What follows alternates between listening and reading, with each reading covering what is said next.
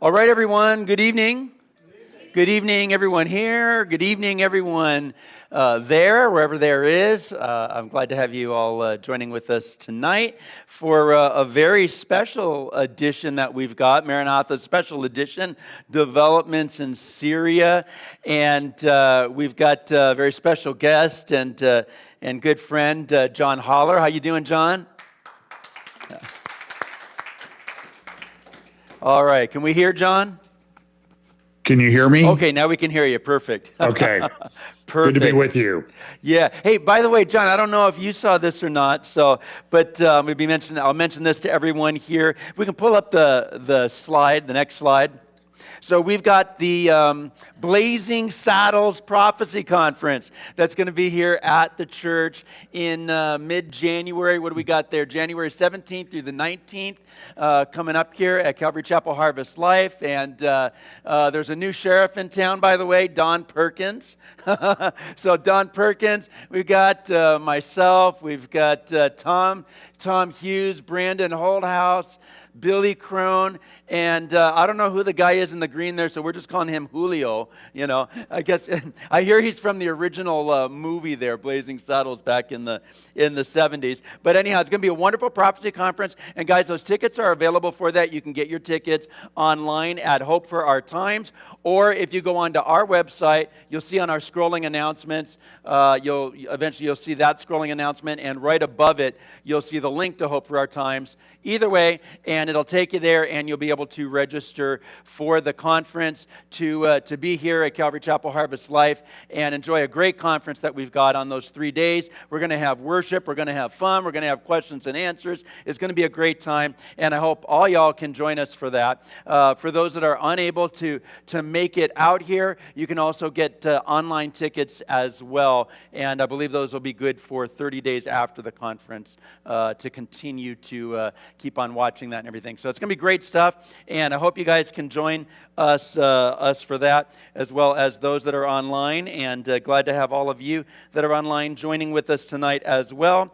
And man, I'll tell you what, we have got just, wow, there is so much to talk about. And, well, John, I think you would agree, wouldn't you? It's been an interesting 24 hours specifically. It's been a week that I would say, the last 10 days have been somewhat breathtaking. Yeah. In the speed and scope of the fall of the Syrian regime after almost 14 years of civil war. It happened very quickly, and not with not much bloodshed, as far as I can tell so far. Right, very, very little bloodshed, and just as you said, somewhere around 13 years or so, and I think that this all kind of got its going during that time. If those of you remember the whole Arab Spring and the things that were taking place there, and literally the Middle East has just been in incredible uproar. So many changes have been taking place there, and really going back to really 1948, even a little bit before 1948, and since then, of course, 1967, and a number of events in the Middle East since then. It is just, things are just changing very rapidly. The Iranian Revolution in 1979 under the Ayatollah Khomeini. Many of you remember that as well. I was a kid. I remember the U.S. hostages that were taken for over a year. That whole situation, the Shah of Iran I think he ended up living in the United States, if I remember correctly. And literally the world is just changing dramatically. And again, since October 7th, right? There, pick a date, and we can show you that, with each of these, I think an interview I saw today or the other day on Call Me Back with Dan Senor, who's interviewing Yotan Nadiri, who's a Iraqi-Iranian guy who lives in Israel, and he called it tectonic, an earthquake, and we're waiting for the volcano. I thought that was a pretty good analogy with what's happened over the past 10 days.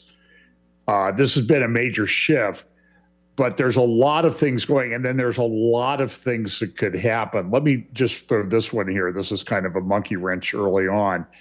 A good article. I can't even remember where I saw the article. The article was 3 funerals that could change the Middle East.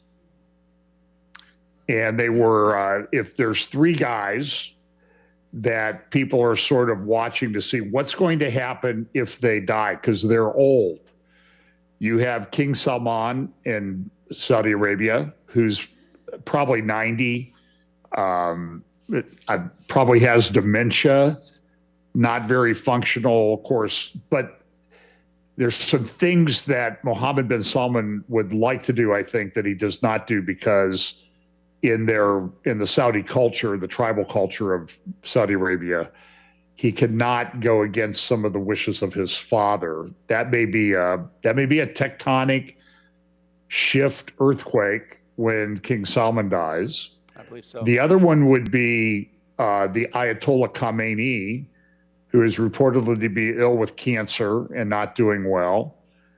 And then the final guy would be Abu Mazen, Mahmoud Abbas, the head of the Palestinian Authority.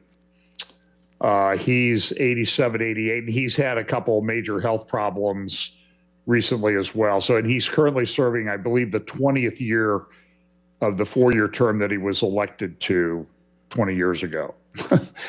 So he's kind of overstayed his welcome. But what will happen if those guys pass away? What's going to be the next step on in Iran? Now, reportedly, Khamenei has appointed his son to succeed him, which is kind of an unusual thing in an Islamic society like that, but it's probably what's going to happen. Mohammed bin Salman won't come in, but the Palestinian Authority one is really up in the air, and that could really cause a lot more issues. But all of those right now, those are speculative. What's real is what's happened in Syria over the past 10 days. Right. Well, you've got these ones that you're talking about, those 3. Now you've got Bashar al-Assad, which that whole thing is really interesting as well, because, I mean, that plane, at least supposedly, this whole thing is a little interesting, was headed north, obviously toward Russia. This was yesterday that he was on, and I guess his family was on as well. All of a sudden, we're hearing reports that it made a turn and was going towards Homs, and then disappeared off. Well, then I believe that there was a dramatic descent from the plane, and it disappears off of radar. The thought was that that either it was shot down or something, malfunctioned, something like that. And then all of a sudden now we hear he's in Russia, and he's got political asylum now in Russia. He's there, his family's there. And I'm like, wow, so what was with all of that was taking place yesterday? Was that all just a ruse in order to distract from, him going ultimately there to Russia? I don't know, but it's just crazy stuff. And I was thinking even this afternoon, birds of a feather flock together, and him and Vladimir Putin have been buddies for a while. But let's make no mistake, Putin's looking at all of these things for his own interest, Syria for his own interest. He's got a base there, and he's got troops there. We've also got troops there. I don't know if you guys know that or not. We've got troops there right now. I think it's about 900 to 1,000 troops, and Israel is making some moves there as well. There's so much going on that is just so incredibly significant. John, why don't we talk for a moment, if you'd like to talk here for a moment, about Sure. what Israel has been doing. I'll probably bring up some slides on that as well, but on what Israel is doing with Syria and in Syria today, and then we'll talk about why. Yeah, so I've been watching some of the Facebook and Twitter posts of my friend Seth Frantzman, who's the chief Middle East correspondent at the Jerusalem Post.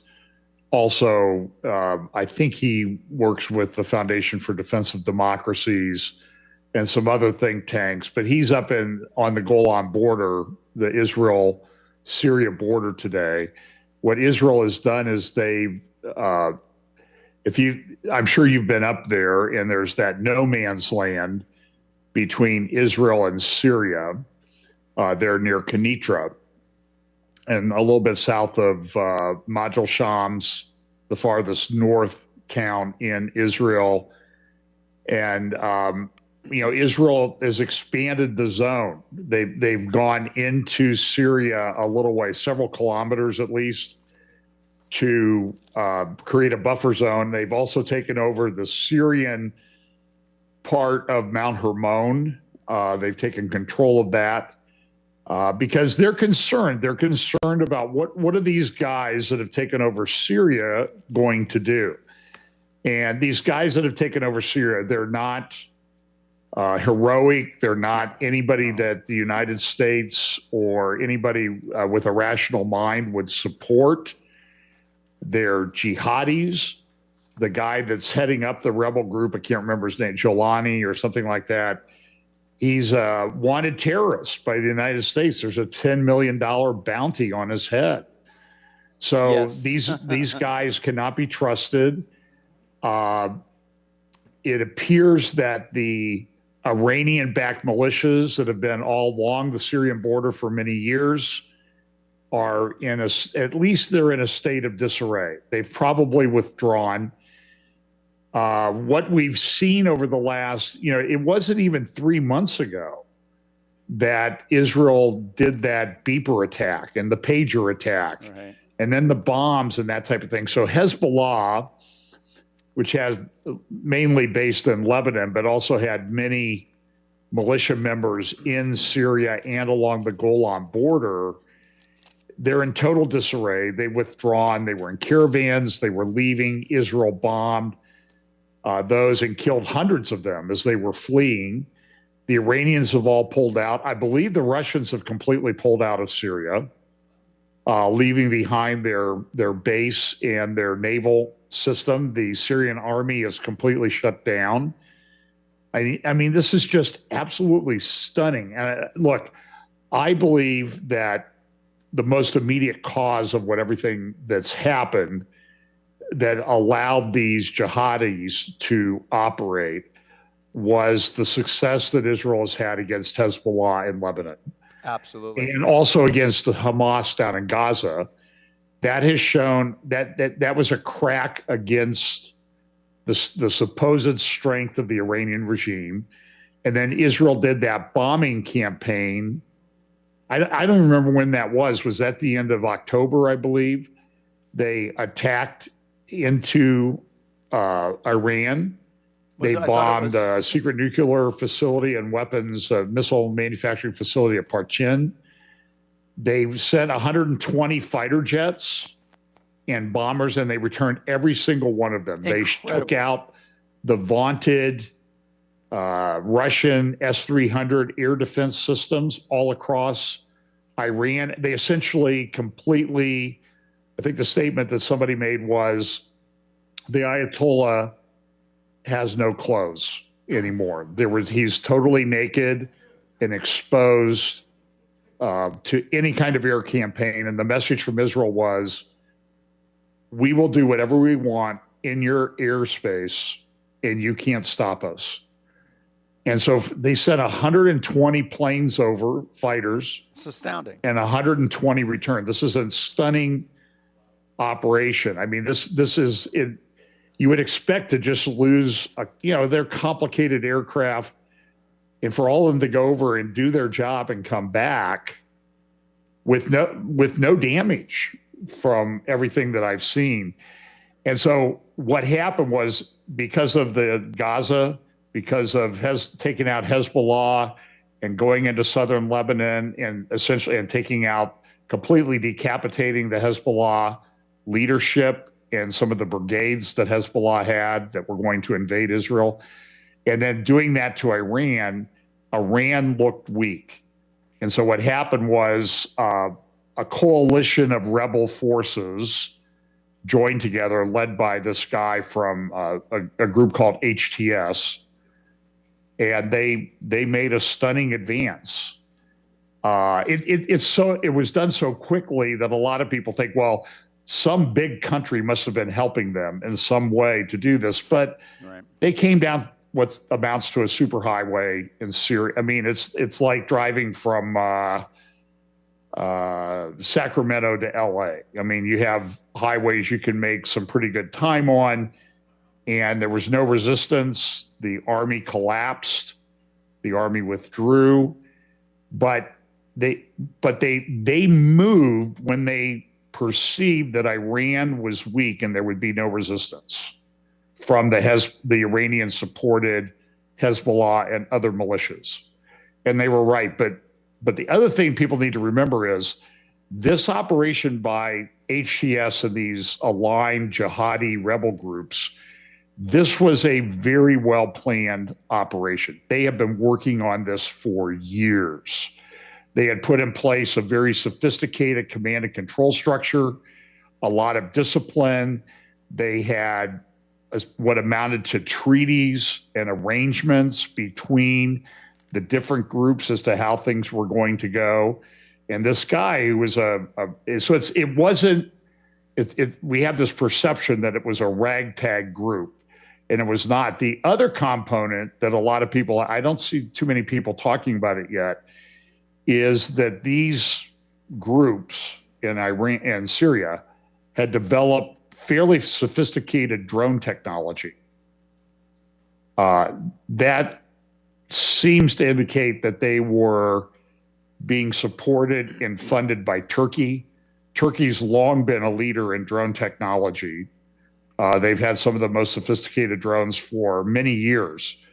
So that seems to indicate that Turkey is really the one that's pushing these groups. Yeah, it's really interesting. And I mean, first of all, we have to understand that, yes, all of these things are going on. And Israel, we're talking about all of those, 120 or whatever it was, fighter jets. Every one of them came back. The whole grim, we'll call it the grim beeper, right? Situation and just everything that's taken place. But listen, here, God be glorified, because God is the one who is sovereign. God's the one who's on the throne. He is the one who has allowed things to be what they are and is orchestrating events because God is on the throne and because God is sovereign. Amen?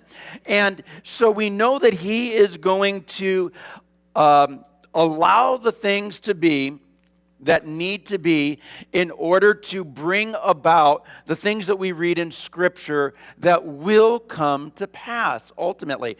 And so the playing field is all being set. All of the characters, all of the different land masses, the geopolitics of all of it are continuing to line up and to come into play. Or like I like to say all the time, the stage is being set, and you know that the main act is about to happen, and the things that we read about that the Lord had spoken through the prophets of old. And so, hey, God is in control of all of these things ultimately, but we know that there is a vacuum that has taken place as a result of the whole Grim Beeper thing and what's been going on there with Hezbollah in Lebanon, the whole situation. I mean, Iran is just being decimated left and right. We've got Russia that is very preoccupied with this prolonged war that's been going on with Ukraine.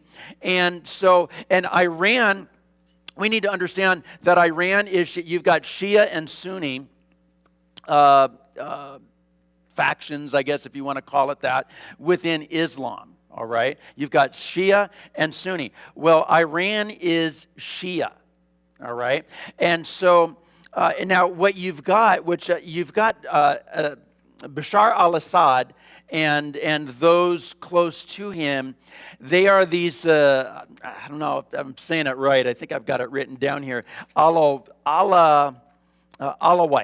They're Alawites. And what the Alawites are is they are a small sect within Shia Islam, all right? And so as a result, you've got the interconnectedness of Iran, which has been propping up Bashar Assad's regime in Syria, all right? Then you've got Russia, who has her interests, right? And so Russia has been propping up Assad, but being that everything is going in the direction that it has been going a couple of years here with the war in Ukraine, Russia's preoccupied with so much of that. You've got Iran that is just being decimated and embarrassed on multiple levels, guys. I mean, just the embarrassment to the Iranian regime and literally all of her proxies, right? And all of the leaders of the proxies, I mean, they're gone. They're gone. And so they've all got their tail between their legs. And so what's happened? You've got the situation in Syria, the Arab Spring, again, that started right around, I guess, 14 years ago or so. You've got all of these different groups, but you've got this particular group there, this HTS group, right? And being that there is now a vacuum of those that were supporting Bashar Assad, and they have been pretty much battle hardened over the past 13 years, they are now able to move in and advance and to take these major cities and to take Damascus. Absolutely. And to do it in what, I think 10 days or something? Astounding. Right. But understand it. I mean, if you look at, there's some maps out there that you can find on the internet. If you just look at, Syria ground control, or there's a app that you can get called Live UA Map. And it will show you the control structure, and you can go back day by day. And what happened just even in the last 36 hours has been stunning. Yeah. I mean, 36 hours ago, that map, yesterday, it seemed like it was a long time ago. Yesterday morning, that map was showing still a lot of control by the Syrian regime, particularly in the Alawite enclave along the coast, where Russia had a base and the port at Tartus. But now that's all green. When the color they use for the rebels is green, and that's all green. That red area that was controlled by the government is gone. The whole country has changed. Now in the north, there's still on the map they use yellow. That's the Kurdish areas, and then there are also some lighter green areas that are enclaves, deconfliction zones, buffer zones that Turkey set up. And so now Turkey and some of those areas are attacking the Kurds, which is another big can of worms that everybody's going to get into. I want to go back, though, if I could, for just a moment, Sure. to the Arab Spring, because there's some things that happened in the Arab Spring. And I saw a speech by the guy who started the Arab Spring, and that was Barack Obama. Barack Obama in June of 2009 went to Al-Azhar University in Cairo, and he gave a speech. That speech, I think any even marginally intelligent analyst of what's gone on in the Middle East since would say that speech was the trigger for the Arab Spring. And so when you get into 2011, I actually was in Israel in March of 2011 at the Sea of Galilee, staying there overnight at the resort there at the south. Beautiful morning, get up, see a glass on the Sea of Galilee, and I look at the news, and they're talking about literally all hell breaking loose in Dara, Syria, 30 miles away from where I'm sitting. It was the start of the Syrian civil war. Since then, millions of people have been displaced. The Syrian population at one time had gone from about 23 million to 12 million. There are probably at least, they say 500,000. I would say the number is more like 1 million Syrians dead.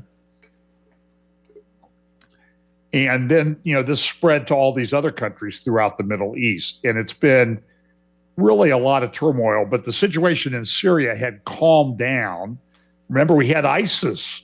Right. It took over vast swaths of Syria and Iraq back in 2013, 2014, 2015, 2016, till they were beat back. They took over Mosul, ancient Nineveh, the location of ancient Nineveh. They had a capital in Syria at Raqqa. And so this has been a very hotbed. And two things that I'm thinking of.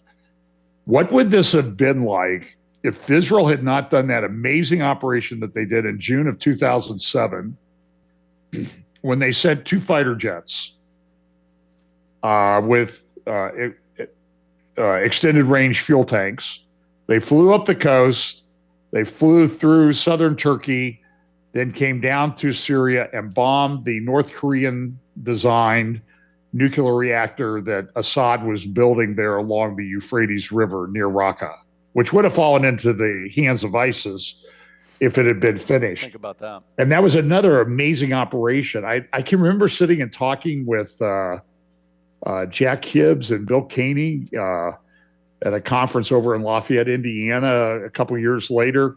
How did Israel do that? There was never a shot fired at their aircraft.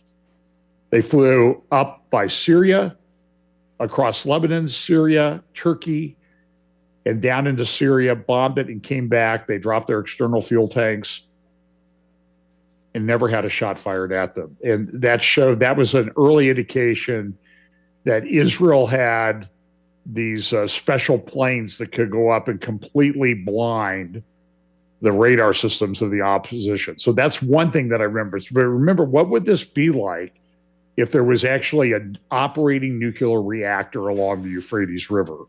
So we ought to thank Israel for what they did. Amen. But then I also remember during the early days of that Arab Spring, Brian, what's the guy's name at NBC that sort of had to move over to MSNBC in disgrace? But he was interviewing Richard Engel. Richard Engel's pretty good guy. He's the chief Middle East correspondent for NBC. And he was asked on an NBC broadcast, I have the video here someplace. And he said, so Richard, what do you think? And Richard says, I'm really concerned about what's going on. And Israel's going to get involved.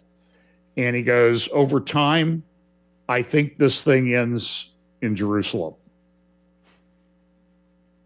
That was a secular guy back in 2011, 2012, talking about what was going to happen from his perspective, his secular perspective. And I'm always interested when I see the perspective that we get from Bible prophecy, and then the secular guys start to line up with that. And I find that to be very, very interesting. It's absolutely incredible. It is. In fact, when you talk about Bible prophecy, and I know, people right off the bat are having this conversation. Isaiah 17, is this it? No. Yeah. This isn't Isaiah 17. Now, is this significant, and are these events such that can or will eventually lead to Isaiah 17? I think that's highly likely. Okay, but again, this is not Isaiah 17. In fact, verse 1, the burden against Damascus, behold, Damascus will cease from being a city, and it will be a ruinous heap. Listen, it has not ceased from being a city, right? And it is not a ruinous heap. So this is not Isaiah 17, all right?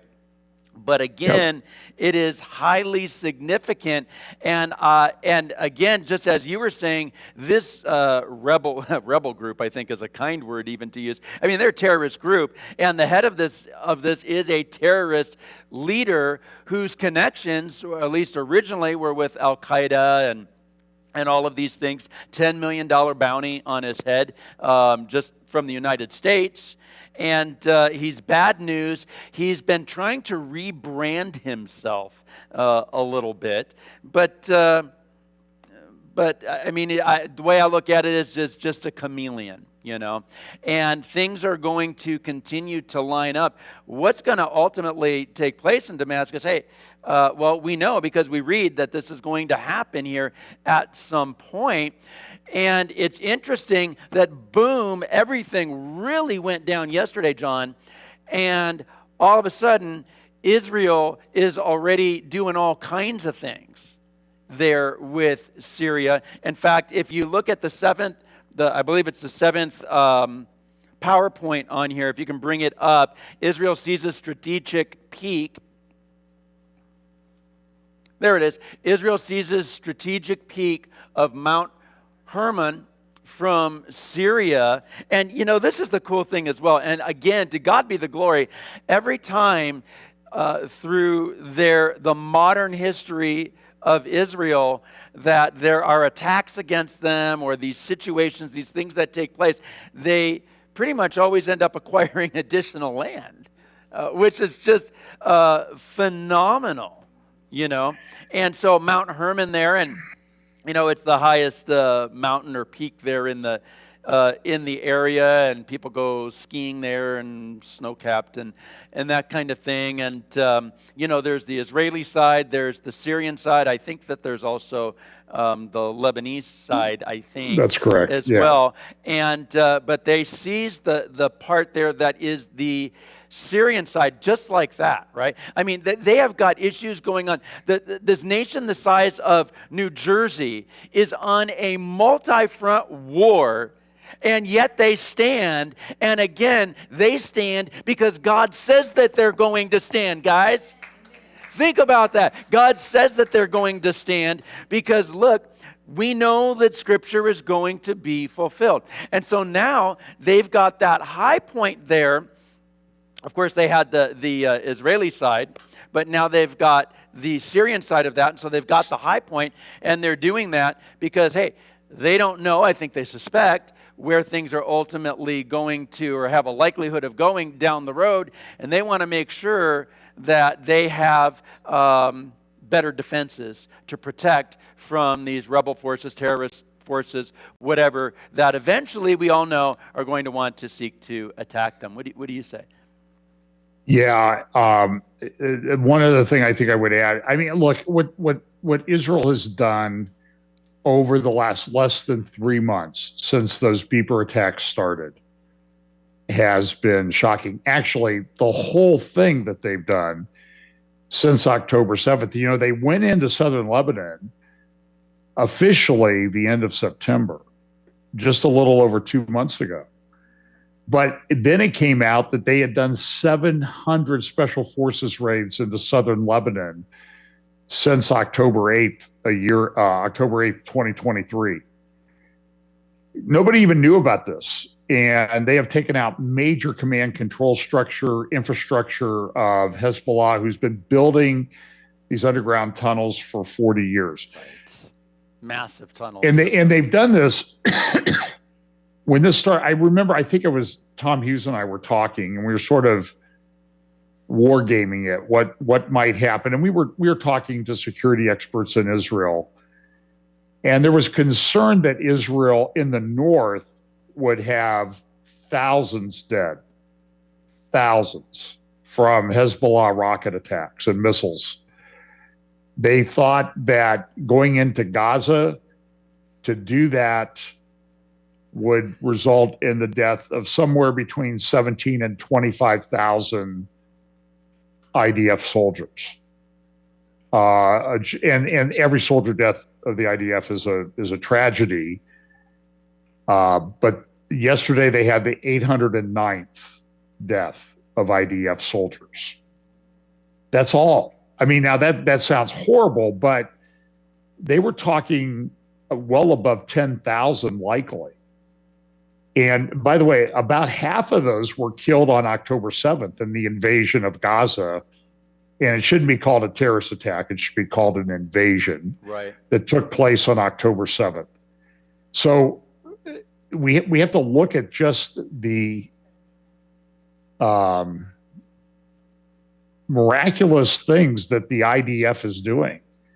And today in the Golan, I'd have to pull up the picture. I know I have it somewhere here. What they're doing to take care of the area by bombing it probably exceeds what they did in the Six-Day War in 1967.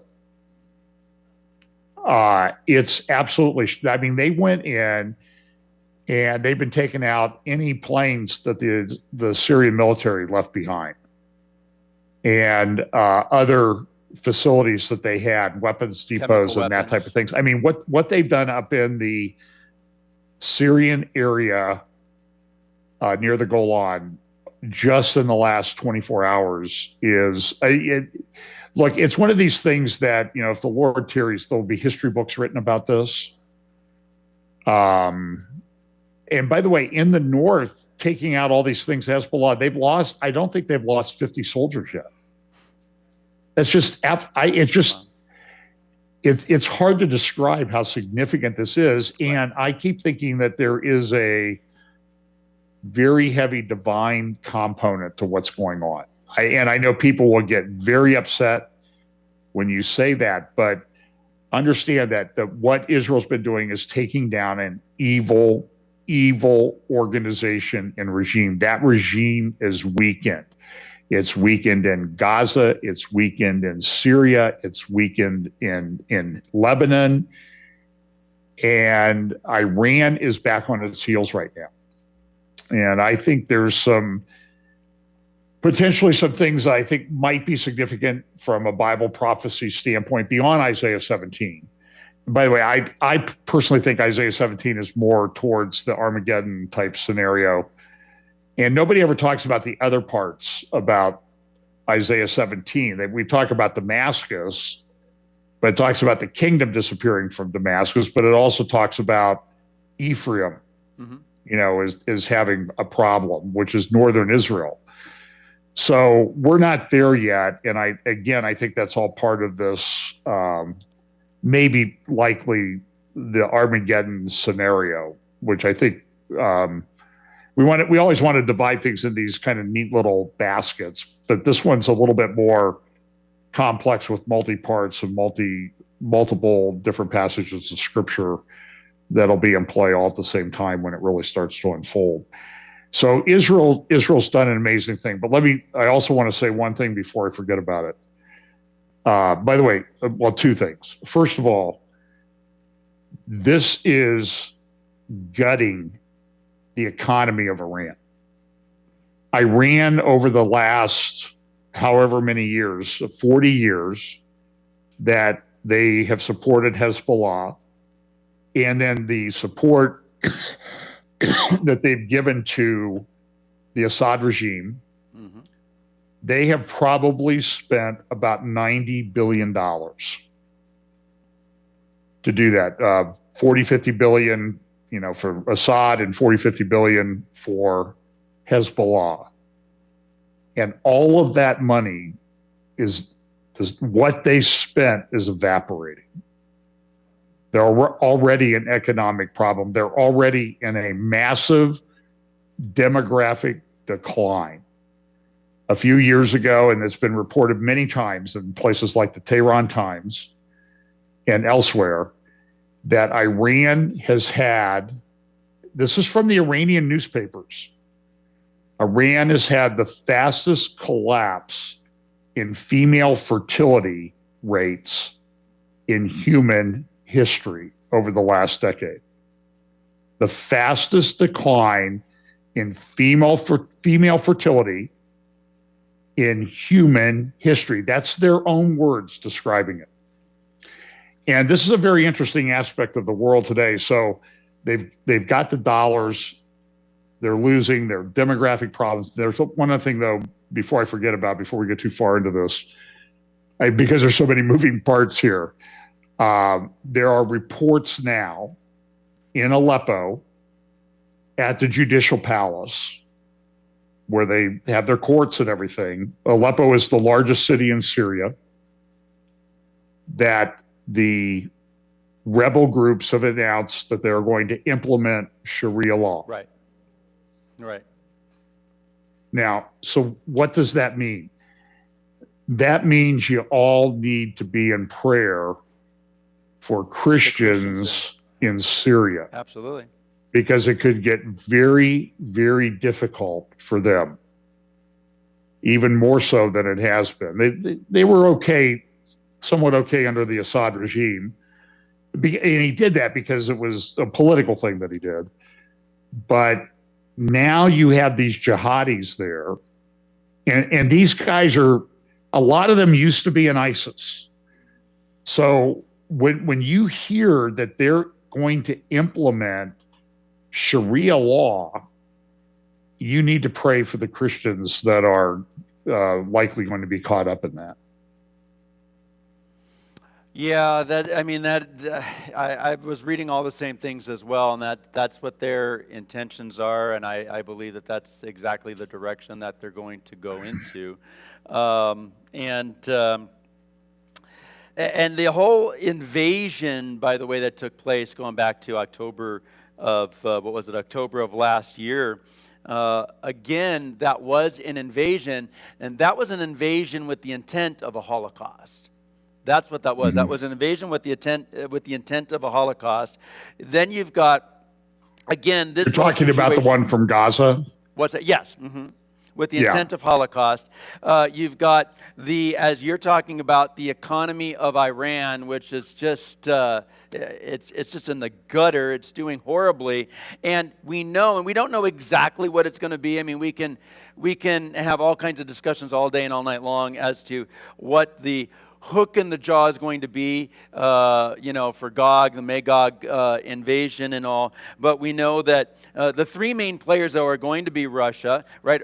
Russia is to the furthest most north of Israel, and that's exactly what it says there in Ezekiel 38, is that it's going to be to the furthest most north of Israel, and you can literally draw a straight line, and when you're heading just due north, and you are going to run right into Moscow, So, I mean, anyhow, but we know that the major players are Russia, Iran, and Turkey, and we see all of them involved even right now in this situation, but specifically with Iran, probably the most. There is some debate in regards to Russia's financial situation right now, but ultimately they are all going to be looking at Israel as the prize. And that we know. Of course, we know that there's a host of other nations as well, all of the different stands, if you would, that'll be involved in that invasion. And there's Libya and all of that, okay? That'll be involved in that. But absolutely phenomenal, because I believe that the situations that are playing out right now are ultimately going to lead to the things that we do read about in the Bible, whether we're talking about Isaiah 17 and the burden of Damascus, whether we're talking about Ezekiel 38, my viewpoint, John, is that Ezekiel 38 happens before the tribulation starts. I know that there's some that view it during the tribulation, and I'm of the viewpoint that it takes place before. But the big thing here is knowing that it is going to take place, and all of the geopolitics are being set up right now as we speak in an incredible way. And we've got this happening in Syria and in Damascus. And this group, as we've been saying, guys, listen, this is a bad group that is involved. I know that the people there in Syria, at least the majority of the people in Syria, are celebrating this. This is not going to be something that down the road they're going to be celebrating. But I see all of this setting up, whether it be sooner, John, or whether it be later, setting up for the 17th chapter of Isaiah for sure. Yeah, look, I think all those things are coming. The question is, it's none of these passages come with a timestamp. That's right. That this is going to happen, this before this. And then we also have this, this Jewish prophecy is often patterned and it's often repeated. So let me throw one out there that is probably a little bit controversial, but it's just one that I've been looking at. And we don't ever discuss anything controversial, John. Oh, okay. Well, then I heard it from somebody else, and I'm just passing it along. Okay. No, I mean this Daniel 8 scenario, this ram and goat. A lot of people say, well, that was Alexander coming against the Medo-Persian Empire. And that probably is a prophecy about that. But, Jewish prophecy will often repeat You have a fulfilled, it's fulfilled here, but then it comes about again and it's Secondary, fulfilled again and maybe more completely. And I'm going to suggest to you, because it does say in Daniel 8, around verse 15 to 17, Daniel, this prophecy, this Gabriel giving the interpretation to Daniel, this prophecy is for the time of the end. Now, I know Dr. Walvard and others have explained that time of the end has this special meaning, but then you get over to Daniel 12, and the time of the end is also used. It doesn't, if it means the time of the end in Daniel, that it will be the time of the end, and maybe the time we are living in right now. Maybe this Daniel 8 thing is, and it could be a Turkey, which kind of comes from the West, against Persia, and maybe Turkey takes over Iran in this whole process. I don't know. I'm just suggesting that if it is a prophecy for the time of the end, then maybe we ought to be looking at it a little bit more closely. Well, and that'll get me disinvited from a lot. No, I'm just kidding. I just think that I just think that there's a lot of scriptures that and there's guys that I respect and I like that say, oh, Daniel 17 or Isaiah 17, that happened already. We don't need, we can write that one off. Well, maybe not. That's not the way Jewish prophecy works. And sometimes these things recapitulate themselves. So we need to be very careful about that. So I think, we need to do a good study on what it means for Bible prophet, what it means to be fulfilled. Right, and you have this dual fulfillment with a number of prophecies, which is really interesting. It had direct meaning with a number of prophecies, direct meaning and application back in the day, or close to that time. And then there is the dual fulfillment and meaning of so many of those things for a latter time as well. And that's just, God's word, isn't it just absolutely incredible, guys? It's absolutely incredible. And we've been spending the majority of our lives, studying God's word. And I still feel like we've just scratched the surface of it. It's absolutely incredible. All right, I want to move on to the next slide here. There's a number of them I want to try and get to, and we do want to get to questions. But guys, don't put your questions out there yet, or we're never going to see them because they'll just get buried in there. But oh, that's right. It's controlled on your end right now. So there we go. Israel invades Syria. Syrian demilitarized zone amid collapse of Assad government. So again, this is all interesting. On Sunday, invading a demilitarized zone in southwest Syria, abutting what they say. The illegally annexed Golan Heights.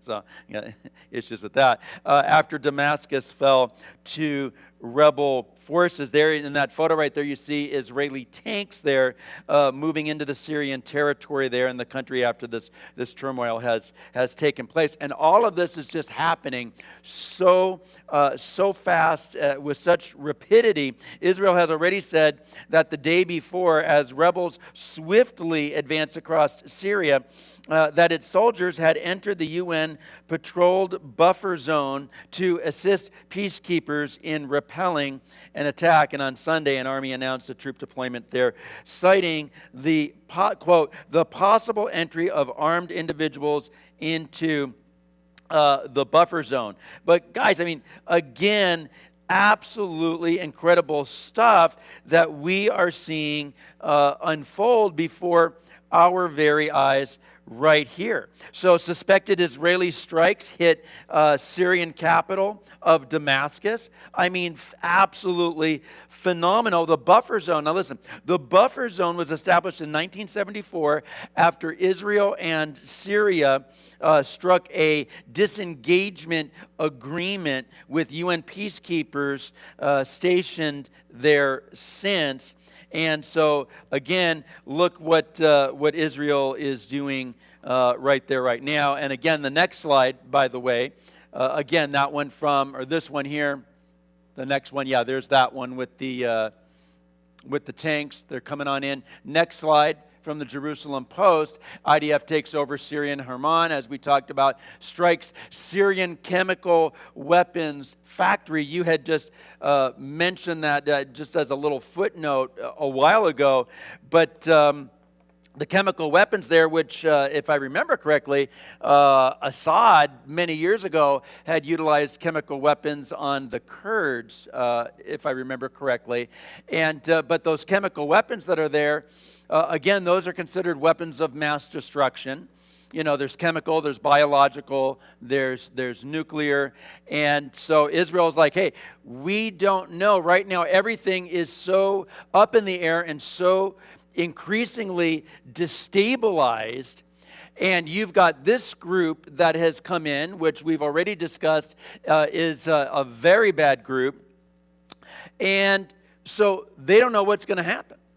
And so they're like, look, this is our opportunity to go on in there and to try and take out at least as many of those as they are aware of at the locations that Israeli intelligence knows that those things are at. And they can go in there because, again, let's remember, they're not dealing with Iran with this situation, not too much at least. They're definitely not dealing with Russia in this as well. And so they pretty much have, to a certain degree, free reign to go in there and to do what needs to be done. And this is what's so interesting, John, everyone, is that Israel is always involved. We see Israel just so involved in the things taking place there because the things taking place in that part of the world directly involve Israel, again, as we see when we look in the Word. And so all of the geopolitics are moving, things are moving in the direction that, and we don't know exactly and precisely how things are going to get there, but we are beginning to see those things unfold. And even the next one, the next slide right here, let's bring this one up here really quick too, from the New York Post. Right, Israel bombs Damascus as a 50-year peace deal ends with Assad's overthrow, direct result of our forceful actions. And that is really interesting as well, because as we discussed earlier, John, that Israel, of course, we know that God is utilizing Israel as an instrument. God is ultimately sovereign. God is on the throne. God is in control, right? And He is utilizing Israel. He's going to accomplish His purpose. Israel is not going to be wiped off the map because the Word of God says that Israel is not going to be wiped off the map, although she is going to suffer a number of casualties and damages and things along the way. Even in the tribulation, 2/3 of the Jews will not make it out of that or survive, but 1/3 will, right? So, and we know that the adversary wants to bring about, he's trying to stop, like you would think the devil and the demonic realm would get it by now, right? They're not going to win it at their attempts, right? They're not going to win, but they sure are trying. And I mean, all of these things, John, are just so absolutely phenomenal. And I do want to bring up this next one here too, and then we'll get some of your input on it. This next one, gunmen storm the Iranian embassy. Because remember, as we shared earlier, there is a difference between these two factions or main factions there within Islam. You've got Shia and you've got Sunni. And so now you've got the Sunni that is taking control here through this terrorist group that has moved in to Damascus, but we know that Iran is Shia Islam. All right, and so these two butt heads like this, and they war against one another, kind of like remember Iran and Iraq war, right? We just lost. Oh, we got them back. Okay, the Iran. He's going in and out on us there. But the Iran-Iraq war. So anyhow, so that's the reason why, because there are these two factions within Islam, that this terrorist group and the gunmen from them stormed the Iranian embassy in Damascus as Russia claims Assad left instructions to transfer power. What are your thoughts on this right here, John? Yeah, I think all that's going on. That's a lot to unpack. That is a lot to unpack. This is an interesting. These are interesting developments and what Israel's going to do with it. I think Israel now has a jihadi state on its border. They have the remnants of Hezbollah and the Shia militias to clean up the remnants of the Assad army and military and air force and what Russians might have left behind. They cannot let that fall into the hands of these guys because they have to prevent that. A lot of Syrians are, oh, we're free now. We're free of Assad. I mean, I've seen people released from prison. Right. Some have been kept in dungeons for 20 years by this brutal Assad regime. We've seen, what Syria and Russia did where they destroyed huge swaths of Sunni areas and cities all across, and towns and villages all across Syria to get the Sunnis to leave. And a lot of them did. It's destabilizing Europe, a couple million refugees. So hang on a second here, Mike. I have this iPad that keeps going off, and I don't understand it. I don't even know where it is. It sounds like what goes on with my phone all the time, and it it's doesn't happen until I get it behind the pulpit. Excuse me. I get behind the pulpit, and my cell phone goes crazy. Anyway, so it thinks I'm asking it a question, and I'm not.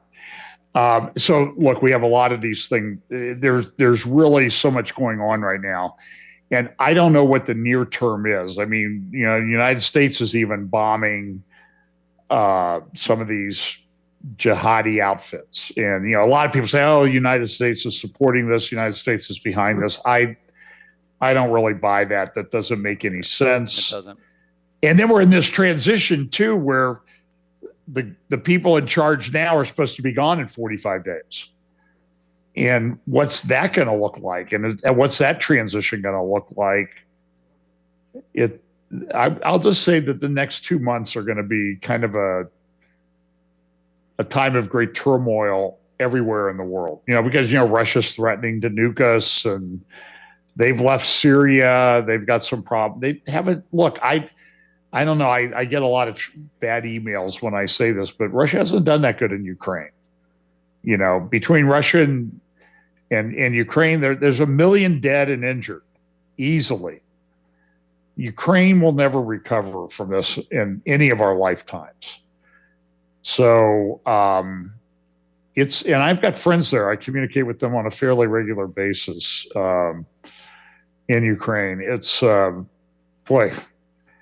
it's a real mess. Look, I know in the end Jesus comes back and cleans all this up. And right now, when I'm looking at, I don't think there's any guy with a plan. There's no man with a plan that I think has a plan to take care of this. We need to get our lives ready to meet the King, who's coming back to take care of it. Amen. Amen. But you had just stated about the U.S. doing some stuff there in Syria right now as well. And actually, I believe that's the next slide up, if you bring it up, from Politico. Oh, the one after that, that's the Iranian embassy there. Okay, so Politico, U.S. pounds ISIS camps in Syria after Assad flees, because, there's so many different groups that are there. Guys, it's not even funny. But yeah, so, we're involved there as well. I think I said, I don't know if it might have been before the program, but we've got 900 to 1,000 troops that are there as well right now. Well, we're bombing these people with B-52s. Yeah. Those are not inconsequential aircraft. No. They're big old, and they drop a lot of a lot of munitions. Right, right. And yet it's interesting because Donald Trump had said yesterday, hey, we don't want to get involved. We're not going to get involved. So I think the U.S., the current regime in the U.S., and yes, I say that intentionally, regime that is currently in the United States, is doing all kinds of crazy things right now while they have the time and the opportunity to do them. Donald Trump gets in office, and he's all about the art of the deal, right? I mean, just check out his book, or if you know anything about that book, and he's all about the art of the deal. He's wanting to do what he can to kind of fix some of these things, and let's all just have a good life and that kind of thing. And he already said, hey, Syria, it's not our problem, it's not our issue.